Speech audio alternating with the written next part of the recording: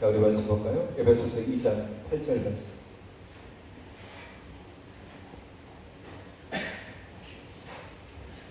에베소서 2장 8절입니다. 짧은 말씀이죠. 우리 함께 큰 목소리로 같이 공독해 보도록 하겠습니다. 너희는 그 은혜에 의하여 믿음으로 말미암아 구원을 받았으니 이것은 너희에게서 난 것이 아니요 하나님의 선물이라. 아멘. 여러분, 일주일을 잘 보내셨나요? 일주일이라는 시간이 돌아보면 짧다면 짧고 길다면 굉장히 긴 시간이죠. 굉장히 많은 일들이 있었고, 어떤 때는 걱정도 있었고, 어떤 때는 그 걱정이 해결될 때도 있었고, 좋은 일도 있었지만 또 그렇지 않은 일들도 있었을 겁니다. 오늘 이 자리에 앉아 예배를 드리는 여러분의 마음은 어떠한가요? 여러분은 어떤 생각으로 지금 이 예배에 임하고 있습니다? 여러 가지 생각들이 머릿속에 가득 차 있으신 분도 계시고, 혹은 한 가지 생각이 머릿속에 가득 차서 그 생각 때문에 다른 것 바라보지 못하는 분들도 계실 겁니다. 오늘 이 시간, 한 시간의 시간인데, 이 시간은 주님이 우리를 예배로 초대를 하신 거죠. 그래서 여러분은 그 초대에 응해서 이 자리에 앉아있는 겁니다. 우리는 주님의 놀라운 초대를 받고 그 잔치에 참여하고 있는 사람입니다. 그래서 지금 이 시간에 여러분 머릿속에 다른 생각과 고민이 있다면 다 잊어버리시고, 다른 여러 가지 생각들, 내가 오늘 일어나서 교회에 오기 전까지 여러 가지 생각들, 고민들이 있다면 그것도 다 내려놓으시고 잊어버리시고, 오늘 이 시간 하나님이 나를 이 은혜의 자리로 초대하여 주셨으니 오직 말씀에 집중하시고 이 시간 주시는 하나님의 말씀으로 인해서 여러분이 하나님의 소망을 누리시는 귀한 시간이 되기를 소망합니다. 저만 바라보세요. 딴 곳 바라볼 것도 없잖아요. 저만 바라보세요. 여러분 바라보다 보면 잘생겼다라는 생각이 들 거예요. 그때가 여러분이 은혜를 받을 때니까 계속 뚫어서 쳐다보셔야 돼요. 우리가 신앙생활을 할 때 가장 많이 들어보는 단어 중에 하나가 믿음이라는 단어입니다. 믿음. 믿음이 좋고 싶고, 믿음이 강하고 싶고, 믿음이 담대하고 싶다라는 얘기를 교회를 다니는 사람들은 누구나 다 하죠. 믿음이 좋고, 믿음이 좋은 사람이고 싶다. 혹은 다른 사람에게 당신은 믿음이 참 좋은 사람인 것 같아요 라는 얘기를 듣고 싶다. 이런 믿음이라는 단어에 대해서 우리가 굉장히 많이 듣기도 하고, 나도 스스로도 믿음에 대한 얘기를 많이 합니다. 그러면 이 믿음은 뭐지? 믿음이 뭘까? 믿는다라는 건 뭘까? 어떻게 해야 이 믿음이 생기고, 나는 정말 믿음이 있는 사람인가? 내가 믿는 이 믿음은 안전한가? 내 믿음은 어떤 상태지? 하는 생각과 고민을 한 번쯤은 해보셨을 거예요. 해보셨겠죠. 해보셔야만 해요. 신앙은 고민 없이는 성장하지 않습니다. 내 믿음이 어떠한가에 대해서, 믿음이 뭔지에 대해서 한 번쯤은 고민을 해보시고, 믿음이라는 거죠. 제가 실제 여러 교회를 이렇게 돌아다니면서 사역을 하면서 많은 성도님들을 만나서 얘기를 해보면 실제로 믿음 때문에 고민을 많이 하고 계시는 분들이 굉장히 많이 있어요. 때로는 그 믿음이 자기 안에 불안감이 되기도 하고 죄책감을 갖는 경우도 있어요. 내가 열심히 기도를 하고 찬양을 하고 할 때는 내 믿음이 굉장히 좋은 것 같은데 막 집에 돌아가서 이 일사나 풀리고 뭐 하면 낙심이 돼가지고 내가 믿음 있는 사람인가? 구원받은 사람인가? 라는 의심을 갖는 때가 있다라는 얘기를 해요. 또 어떤 때는 내가 사업이 잘 안 되고 막 몸이 이상하게 생기고 그러다 보니까 계속해서 축축 처지게 되고 난 믿음 없는 사람 아니냐?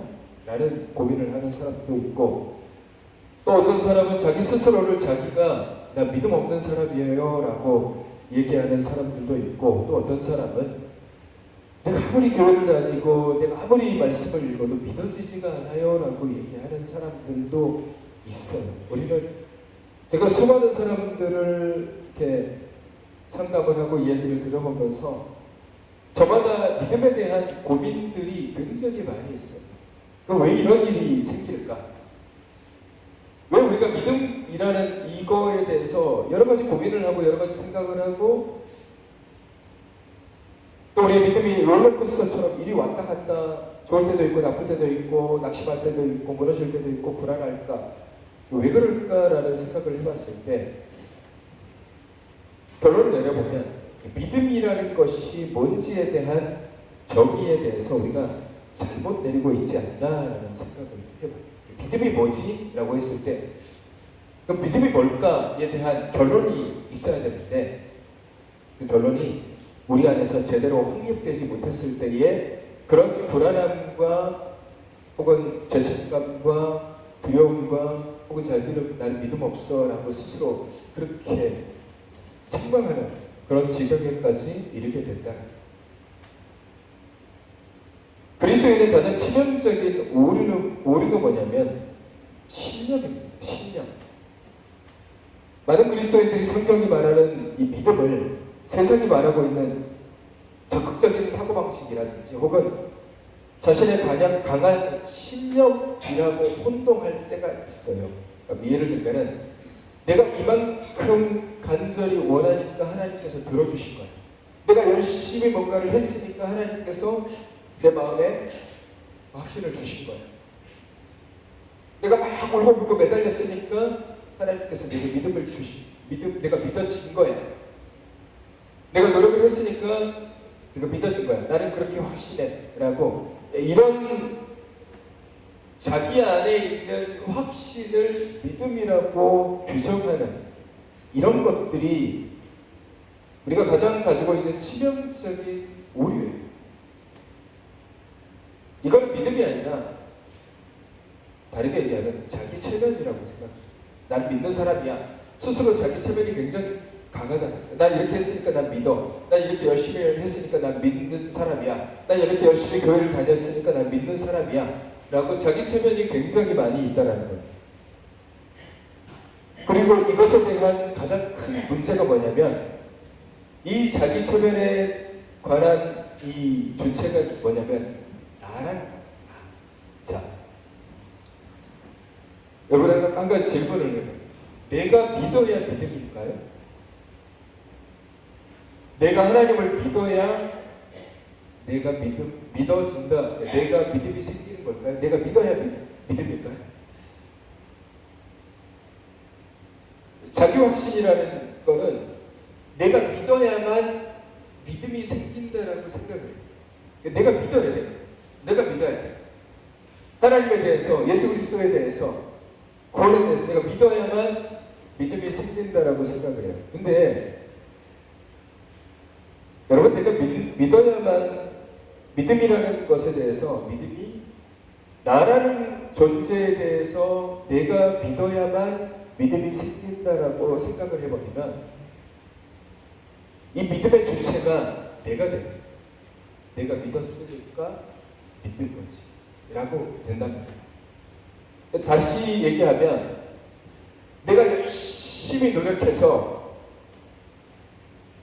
하나님에 대한 확신, 예수 그리스도에 대한 확신을 끄집어내고, 그리고 내가 뜨거워져야만 내 믿음이 유지된다라고 생각한다면, 그게 내가 가지고 있는 믿음이다 라고 생각을 한다면, 이 믿음은 내 감정과 상황에 따라서 흔들릴 때 함께 흔들리고 무너질 수밖에 없어요.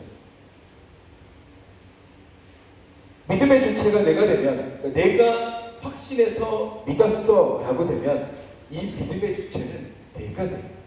내가 됩니다. 우리가 신앙생활을 할 때에 가장 주의해야 되는 것 중에 하나가 뭐냐면요, 우리의 신앙생활의 모든 주체가 나로부터 시작된다라고 생각하는 것이 가장 위험해요. 나로부터. 그러니까 나라는 존재 자체가 어떤 것이든지 밖으로 튀어나오면 그때부터 문제가 돼요. 기도의 중심도 내가 있고, 찬양의 중심도 내가 있고, 예배의 중심도 내가 있고, 성김의 중심도 내가 있고, 믿음의 중심도 내가 있고, 구원받는 것에 대한 중심도 내가 있다라고 그러면 이건 모든 것들이 다 문제가 됩니다. 그러니까 우리의 신앙은 뭐냐면요, 엄밀히 따지면 내가 주인공이 되는 삶이 아니라 나는 죽어야 되는 삶. 나는 죽어야 되는 삶. 예수님께서 말씀하셨잖아요. 내가 죽어야만이 비로소 우리가 그리스도의 십자가를 짊어지고 나아갈 수 있다라고 말씀을 하세요. 근데 자꾸 우리의 믿음에 관한 부분에 있어서 나라는 존재에 대한 부분을 굉장히 강조를 많이 해요. 내가 믿어야 믿음이 생겨. 그러니까 하나님 앞에 자꾸 기도하는 게 뭐냐면, 하나님 나로 하여금 믿어지게 해달라고, 성경 말씀이 믿어지게 해달라고, 예수님이 믿어지게 해달라고, 하나님 믿어지게 해달라고 자꾸 기도해요. 그렇게 해서 마음에 확신이 생겼어요. 내가 열심히 했더니 내가 믿음이 생겼네. 그 주체가 내가 된다는 거예요. 그래서 제가 오늘 성경에 보면 믿음에 관한 성경 구절이 굉장히 많아요. 여러분, 믿음에 관한 가장 여러분이 잘 아는 성경 구절이 어디인가요? 히브리서 11장이겠죠. 왜냐하면 히브리서 11장은 장 이름 자체가 믿음장입니다. 그래서 히브리서 11장 1절에 믿음은 바라는 것들의 실체요, 보이지 않는 것들의 증거이고, 이렇게 나간단 말이에요. 믿음에 대해서 아예 명확하게 규정을 하고 나아가는 거예요.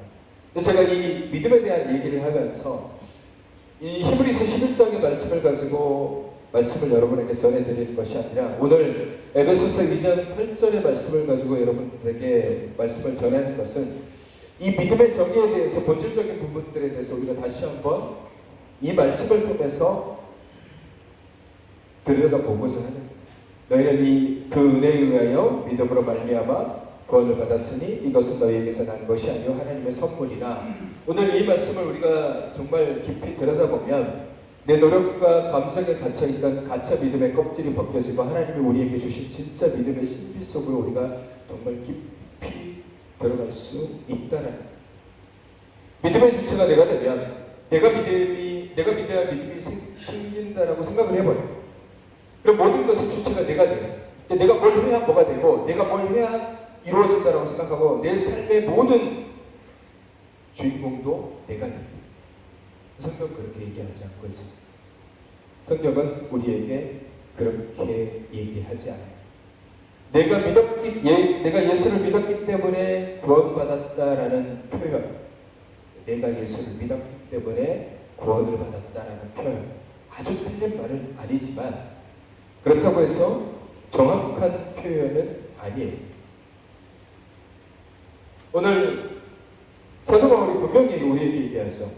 이것은 너희에게서 난 것이 아니요 하나님의 선물이다 라고 얘기해요. 내가 믿는 행위가 구원의 조건이 된다면, 내가 믿는 행위가, 내가 확신하는 행위가 믿음의 조건이 된다면, 믿음의 주도권, 구원의 주도권은 하나님의 은혜가 아니라 내 노력이 되어버린다.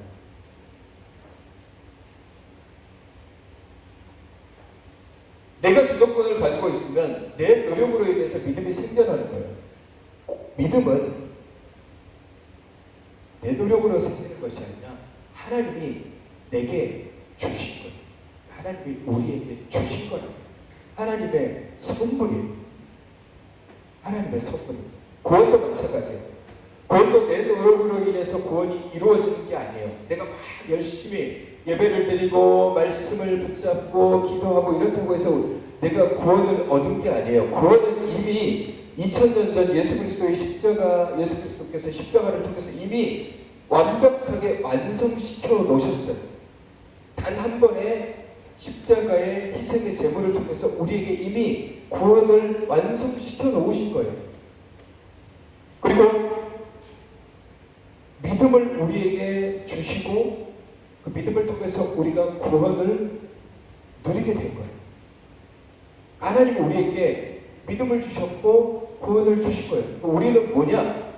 주님이 주신 선물을 우리가 그냥 받은 것뿐이에요. 받은 것뿐이라.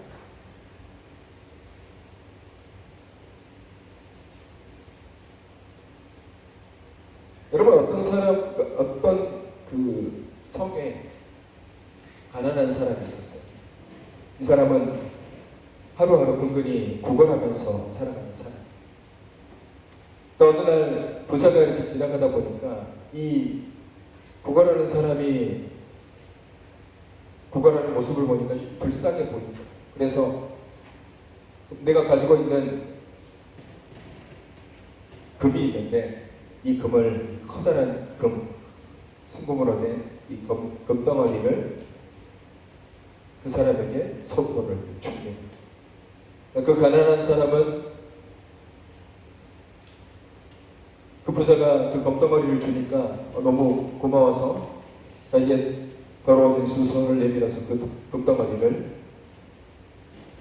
받게 돼요. 그리고 그 금덩어리를 통해서 이 가난한 사람은 다시 부유한 사람이 됩니다. 자, 여기서 질문을 드려볼까요? 이 가난한 사람이 부유하게 된 것은 이 사람이 손을 내밀었기 때문일까요? 아니면 그 부자가 금덩어리를 그 사람에게 주었기 때문일까요? 이 가난한 사람이 부자가 된 이유는 이 사람이 손을 내밀었기 때문일까요? 아니면 부유한 사람이 자신이 가지고 있는 금덩어리를 줬기 때문에. 우리가 여기서 봐요. 금덩어리를 줬기 때문에. 거지가 손을 내미는 행위, 그러니까 이 가난한 사람이 손을 내미는 이 내미는 행위는 아무런 가치가 없어요. 의미가 없단 말이에요. 그 사람이 손을 내밀었다고 해서 자신의 손에 금덩어리가 창조되는 게 아니잖아요. 손 내밀 손으로 금이 막 저절로 만들어지는 게 아니잖아요. 이 손은 그 부유한 자가 베푸는 호의가 전달되는 통로일 뿐이에요. 그 이상도 그 이하도 가치도 없어요. 우리의 믿음은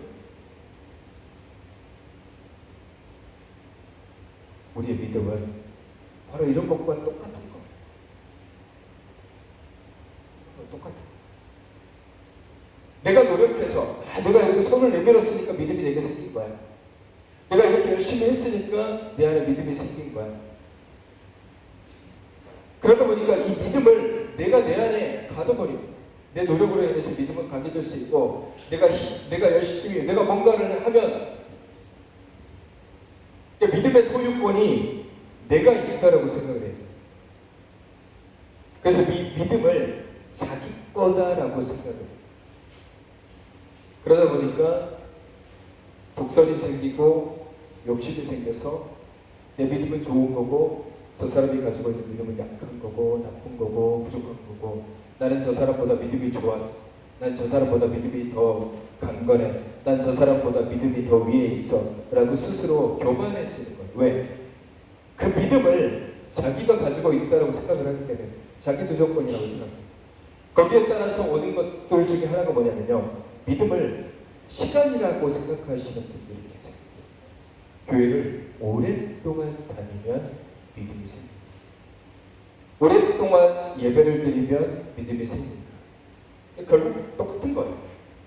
믿음이 우리 손에 우리가 가지고 있는 노력과 힘으로 인해서 생긴 것이다 라고 생각해버리니까 믿음은 내가 뭔가를 하면 그것이 주어지는 것이고 내가 소유할 수 있다라고 생각을 하고, 근데 그렇지 않습니다. 믿음은 하나님이 우리에게 주신 선물, 하나님이 우리에게 믿음을 선물로 주신 거예요. 누구에게? 모든 사람에게 주셨어요. 제가 늘 말씀드리는, 제가 늘 전해드리는 말씀, 요한복음 3장 10절에 하나님이 세상을 이처럼 사랑하사라고 얘기하시잖아요. 하나님이 세상을 이처럼 사랑하시다라고 얘기했을 때 이처럼, 이 세상을 이라는 것이 믿는 사람을 향한 외침이 아니세요. 하나님이 세상을 이라고 얘기했던 이 세상은 믿는 자든 믿지 않는 자든 선한 자든 불법한 자든 악한 자든 동일합니다. 모든 사람에게 이 세상을, 하나님은 모든 사람을 사랑하셔서 독생자를 주셨어요. 모든 사람. 믿음 또한 마찬가지예요. 믿음 또한 모든 사람에게 주셨어요. 뭘로? 선물로 주셨어요. 모든 사람에게 선물로 믿음을 하나님께서 우리에게 예수 그리스도를 통해서 주셨다는 문제는 우리가 그 믿음에, 그 주신 선물에 반응하느냐가 중요해요. 하나님이 내게 이런 귀한 선물을 주셨는데 그 선물에 내가 반응하느냐가 중요해요. 하나님이 나를 깨닫게 하시는 거예요. 하나님이 나를 알게 하시는 거예요.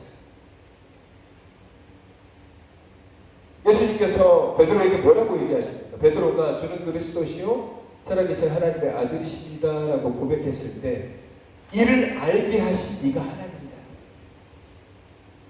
네가 머리 좋아서, 네가 순발력이 좋아서 그렇게 고백한 게 아니라 하나님이 너에게 알게 해주신 거야. 그 말은 뭐예요? 너의 공로가 아니야. 네가 똑똑하거나 네가 대단해서 그것을 알게 된 게 아니라 하나님이 너한테 알게 해주신 거야. 여러분, 우리가 가지고 있는 믿음은 내가 막 노력하고 내가 책을 열심히 보고 내가 성경책을 막 100번 읽고 10,000번 읽고 해서 내가 얻어진 것이 아니라 하나님이 내게 주셨기 때문에 내가 알게 된 거예요. 그게 믿음인 거예요. 그러니까 우리가 믿음에 대해서 나의 공로라든지 나의 능력을 자랑할 필요가 없어요. 난 믿음 좋아. 난 믿음 단단해. 내 믿음이 저 사람보다 좋아. 라고 자랑할 필요가 없어요. 왜? 내 공로로 주어진 게 아니기 때문에. 하나님이 그냥 우리에게 주신 거예요. 선물이라고. 여러분도 선물을 받죠. 선물을 받잖아요. 서프라이즈 하면서 누군가가 나에게 선물을 줘요. 선물을 줄 때, 물론 요즘 같은 경우는 생일이 카톡이라든지 프로필에 막 뜨니까 이 사람 생일이네, 그래서 내가 챙겨줘야지 하고 줄 때가 있고, 그러면 그 사람도 생일 때쯤 되면 누가 나한테 선물을 주겠지 이렇게 기대하는 경우도 있단 말이에요. 근데 대부분의 선물은 누가 언제 내게 주는지 몰라요. 모르겠어요. 선물이네? 펴보죠. 이게 귀하다. 그러면서 그걸 사용하죠. 하나님의 선물도 믿음도 마찬가지예요. 어떤 사람은 내가 믿음 없다라고 생각하는 사람이 있어요. 하나님, 내가 내 마음속에 하나님 믿어지는 마음을 주십시오. 내가 기도하고 하나님 예배드리고 하나님 앞에 나오는데 내가 하나님 믿어지는 마음을 주십시오. 근데 되게 안타까운 게 뭐냐면요, 하나님이 이미 우리에게 믿음을 주셨어요. 이미 믿음을 주셨단 말이에요. 그럼 뭐냐면 선물이 이미 우리한테 도착을 했어요. 내 안에 도착이 돼 있어요. 그럼 뭐냐? 선물을 풀어보면 돼요. 하나님이 주신 선물이네? 믿음이네? 근데 이 선물을 풀어볼 생각도 안 해요. 인지 자체도 안 한다. 깨닫지도 못해요. 그리고는 하나님 내가 믿음을 달라고 막 외쳐. 하나님 편에서 얼마나 답답해. 야, 너한테 이미 선물을 줬다고. 믿음이라는 선물을 줬단 말이야. 그래서 이 믿음을 통해서 너에게 구원을 이미 선물로 줬단 말이야. 근데 왜 너는 이 선물을 들여다보지도 않니? 라고 물어봐요. 제가 여러분들에게 드리고 싶은 말씀 중에 하나가 또 뭐냐면, 우리가 교회를 다닌다라는 이 행위 자체가 어떤 사람에게는 아무런 의미가 없는 행위일 수도 있어요. 예를 들면 엄마 아빠가 교회를 다니니까 내가 억지로 어쩔 수 없이 끌려서 교회를 오는 우리 학생들도 있고 어린 아이들도 있고 청년들도 있고 그럴 수 있어요. 어쩔 수 없이 끌려옵니다. 근데 여러분, 우리가 하나님 앞에 예배드리는 이 교회를 왔다는 것 자체가 하나님께서 이미 우리 안에 믿음의 단초를 주시고 우리를 그 길로 걸어가게 하시는 가장 좋은 증거로서 우리에게 보여주신 것. 이미 선물이 내 눈앞에 딱 떡하니 있어요. 그럼 우리가 그 선물에 반응하면 돼요. 하나님 우리에게 내 믿음을 스스로 증명하라고 말씀하셨어요. 우리에게 야, 너 믿음이 얼마나 되는지 스스로 증명해봐 라고 우리에게 다그치지 않으신다는 거예요. 우리에게 믿을 수 있는 은혜를 선물로 주시고 그 믿음이라는 것을 우리에게 선물로 주시고 그것에 대해서 반응했을 때 야, 너 믿음이 크다라고 우리에게 칭찬을 해주십니다. 우리에게 그렇게 칭찬을 해주십니다. 선물을 이미 우리에게 주신 거예요. 우리가 그것에 대해서 반응하면 돼요. 아, 모든 사람에게 하나님께서 하나님을 믿을 만한 그 은혜를 우리에게 선물로 주셨구나. 어떤 사람은 믿지 않는 사람인데도 하나님을 알고 있고 예수 그리스도를 알고 있고 교회를 안 다니는 사람임에도 불구하고 나는 하나님이 계시다는 걸 그래도 좀 알 것 같아 라는 사람도 있잖아요. 모든 사람들 가운데 하나님은 믿음의 선물을 주셨어요. 우리가 하나님 앞에 기도하고 하나님 앞에 예배드리고 하나님 앞에 나아오는 것은 그 하나님의 선물에 반응했으니까 여러분이 예배 시간에 나와서 예배를 드리는 거예요. 자, 믿음이라는 것은 믿음이 없다, 믿음이 있다 라고 규정하기는 힘들어요. 왜냐? 믿음은 모든 사람에게 하나님께서 다 주셨어요. 대신에 믿음의 양의 차이죠. 양. 믿음이 많냐? 믿음이 적냐의 차이. 믿음이 많은 사람들은 하나님이 주신 선물을 잘 풀어서 아, 하나님이 나로 하여금 이렇게 살라고 하시네, 이렇게 행하라고 하시네, 그렇게 행하라고 하신 분이 하나님이시네, 그렇게 나를 구원하신 분이 예수 그리스도시네 라는 것들을 그 선물을 뜯어보면서 깨달아 알고 반응하면서 아, 그러면 내가 그에 걸맞는 삶을 살아야지, 그래 걸맞는 그런 믿음의 삶을 살아가야지 라고 하는 사람들이 이곳에 나와서 예배를 드리고 섬기고 기도하고 누군가를 위해서 목숨을 다해서 그리스도를 전하는 그런 행위들을 하는 거예요.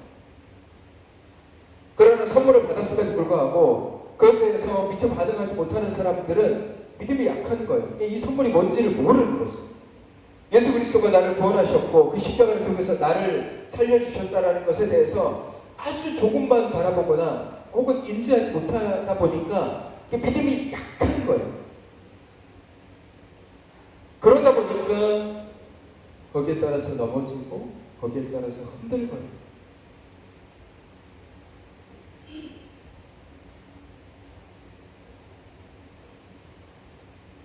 믿음이 뭘까? 믿음이 뭘까? 믿음은 하나님께서 우리에게 주신 선물이고 이 믿음은 우리가 구원으로 향하는 통로예요. 통로라고. 믿음이 있어야 우리가 하나님의 구원 앞으로 갈 수 있는 거죠. 근데 이 믿음이라는 것이 어떤 자격, 어떤 요건, 어떤 내가 노력해야지 얻을 수 있다면 이 구원으로 향하는 것도 조건과 자격이 있어야만 간단 말이에요. 근데 하나님 절대로 그렇게 말씀하시지 않았단 말이에요. 우리의 노력에 의해서 구원이 선포된 것도 아니고 우리가 고생하고 우리가 뭔가를 해야만 이 구원이 선포되는 것도 아니에요. 왜? 우리의 노력 없이 구원은 선물로 들어왔어요. 마찬가지로 믿음 또한 내가 노력하지 않아도 이미 하나님께서 우리에게 믿음의 그 마음을 이미 주셨어요. 우리는 그것에 반응하고 나아가면 돼요.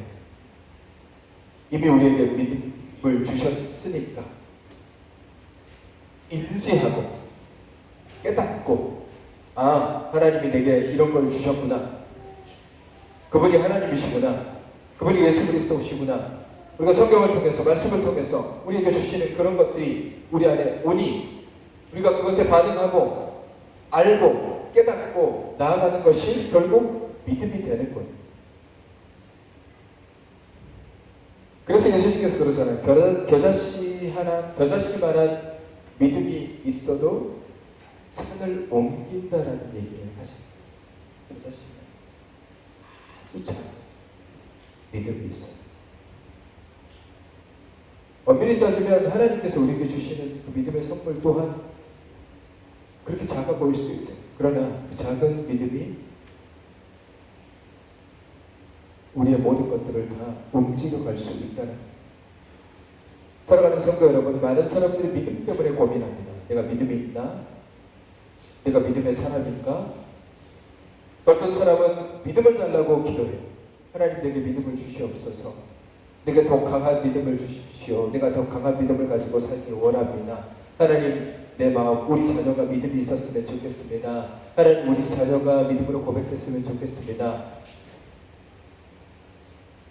기도할 때 우리가 더 기도해야 되는 건 뭐냐면요, 믿음이 있었으면 좋겠습니다. 내가 하나님 믿어졌으면 좋겠습니다 라고 기도하기보다는 하나님이 내게 주신 그 믿음을 알게 해주시고 깨닫게 해주시고 인지하게 해주시고 반응하게 해주셔서 내가 그렇게 살아가는 사람이 되게 해 주옵소서라고 기도하십니다. 믿음의 주도권은 나에게 있지 않습니다. 내가 노력한다고 해서 우리에게 믿음이 생기지 않아요. 내가 고생한다고 해서 믿음이 생기는 것이 아니라 이미 믿음은 하나님께서 우리에게 선물로 주셨습니다. 이미 주셨어요. 우리는 그 믿음을 붙잡고 살아가면 돼요. 믿음이 주는 건데, 사람들이 믿음을 안 보려고 하죠. 왜 안 보려고 할까요? 믿음의 선물을 열어봤더니 고난도 있고 고통도 있고 십자가도 있고 아픔도 있고 또 포기도 해야 되고 내려놔야 되고 되게 많아요. 그러니까 안 되는데 덮어요. 하나님 믿음을 우리에게 주셨는데 믿음을 열어봤더니 내가 포기해야 되는 것들이 너무 많은 거예요. 그러니까 얼른 덮어버리고 열어봐야죠. 고통이 있을지라도 십자가가 있을지라도 때로는 내 것을 내려놔야 되는 것들이 있을지라도 그게 믿음이기 때문에 그것에 반응하고 가면 돼요. 그러면 하나님께서 그 믿음을 통해서 우리를 어디로 인도하시냐? 구원으로 인도하십니다. 오늘 말씀은 그거죠. 너희는 그 은혜로 인하여 믿음으로 말미암아, 하나님이 내게 주신 믿음으로 말미암아 구원을 받았어요. 믿음이 통로가 되어서 우리로 구원으로 향하게 되어 있어요. 그리고 이것은 우리 안에서 우리의 노력으로 인해서 나타난 것이 아니라 하나님의 선물, 하나님의 선물이 우리로 하여금 믿음을 주셨고 그 믿음이 우리로 하여금 그렇게 삶을 살아감을 통해서 구원으로 인도하게 됩니다. 사랑하는 성도 여러분, 믿는 자로서 하나님이 내게 주시는 그 믿음을 붙잡고 고민하지 마시고 마음껏 믿음으로 살아가십시오. 하나님 내게 믿어지는 마음을 주십시오 라는 그런 걸 하지 마세요. 이미 그렇게 기도하는 사람 자체에도 이미 믿음이 들어가 있어요. 근데 본인만 깨닫지 못하는 거예요. 본인만 알지 못하는 거예요. 그러니까 답답한 거예요. 하나님 이미 그 사람 마음속에 믿음을 주셨는데 왜 그 믿음을 못 찾고 다른 곳에 소리를 지르며 방황하는 거예요. 믿음은 이미 우리 안에 있어요. 빨리 깨닫는 사람은 빨리 깨닫는 그런 믿음을 가지고 살아가는 거고, 늦게 깨닫는 사람은 고민하고 내가 믿음이 있나? 내가 믿음 없는 거 아니야? 라고 생각하면서 이리저리 요동치게 됩니다. 하나님은 이미 우리에게 믿음을 주셨음을 분명 기억하시고 그 믿음의 기쁨으로 잘 반응하시고 하루를 살아가시는 그 삶이 믿음의 삶이고 소망의 삶이고 기쁨의 삶이고 내 노력으로 인해서 삶을 살아가는 것이 아니라 하나님의 전적인 은혜, 능력, 사랑으로서 우리가 믿음의 삶을 살아가고 있음을 분명히 기억하시고 더 담대하게, 더 강하게 헛된 것에 마음을 빼앗기지 마시고 헛된 것에 우리의 시간을 허비하지 마시고 믿음 달라고 소리치지 마시고 내 안에 있는 믿음을 가지고 내가 어떻게 살아갈지를 하나님 앞에 기도하며 담대하게 걸어 나아가시는 저와 여러분이 되시기를 주님의 이름으로 축원합니다.